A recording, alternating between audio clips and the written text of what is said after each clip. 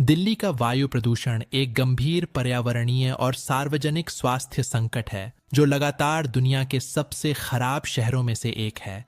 शहर की वायु गुणवत्ता खासकर सर्दियों के महीनों में बहुत खराब हो जाती है, जिससे निवासियों के लिए महत्वपूर्ण स्वास्थ्य जोखिम पैदा होते हैं। दिल्ली के वायु प्रदूषण में कई कारक योगदान करते हैं, जिनमें वाहनों से होने वाला उत्सर्जन एक महत्वपूर्ण स्रोत है। अपर्याप्त सार्वजनिक परिवहन के कारण लोग निजी कारों पर निर्भर रहते हैं, जिससे पुराने वाहन उच्च स्तर के हानिकारक गैसों का उत्सर्जन करते हैं। दिल्ली में छोटे पैमाने के उद्योगों की उच्च सांद्रता भी वायु प्रदूषकों में योगदान करती है। तेजी से शहरीकरण और निर्माण गतिविधियों से पर्याप्त धूल उत्पन्न होती है, जिससे हवा और प्रदूषित होती है। पड़ोसी राज्यों में पराली जलाना, खासकर अक्टूबर-नवंबर में, प्रदूषण का एक प्रमुख कारण है। दीपावली जैसे त्योहारों के दौरान पटाखों का फटना हानिकारक रसायन छोड़ता है, जिससे प्रदूषण का स्तर और बढ़ जाता है। कचरा जलाना और लैंडफिल में आग लगना भी जहरीली हवा को बढ़ाता है। दिल्ली की भू आकृतिक स्थिति और आसपास का भूगोल प्रदूषकों को फंसा लेता है, जिससे उनका फैलाव रुक जाता है।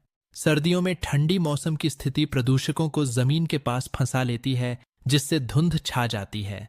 वायु प्रदूषण के स्वास्थ्य प्रभावों में अस्थमा, फेफड़ों की कार्यक्षमता में कमी और कैंसर की बढ़ती घटनाएं शामिल हैं। बच्चे विशेष रूप से कमजोर होते हैं। लाखों बच्चे अपरिवर्तनीय फेफड़ों के नुकसान से पीड़ित हैं।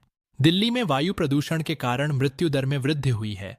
दिल्ली की वायु गुणवत्ता साल भर बदलती रहती है। अक्टूबर से फरवरी के बीच खराब से खतरनाक स्तर तक बिगड़ जाती है।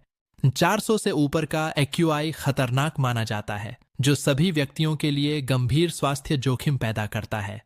26 दिसंबर 2025 तक दिल्ली में AQI 547 है, जिसका अर्थ है कि वायु गुणवत्ता खतरनाक है। दिल्ली के वायु प्रदूषण को संबोधित करने के लिए एक बहुआयामी दृष्टिकोण की आवश्यकता है। वाहनों और उद्योगों के लिए कड़े उत्सर्जन मानदंडों को लागू करना और सार्वजनिक परिवहन को बढ़ावा देना महत्वपूर्ण है।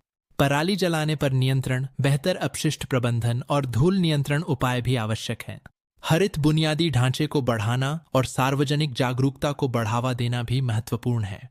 हाल के वर्षों में दिल्ली की वायु गुणवत्ता में कुछ सुधार दर्ज किए गए हैं और CAQM प्रदूषण के स्तर को कम करने के लिए काम कर रहा है।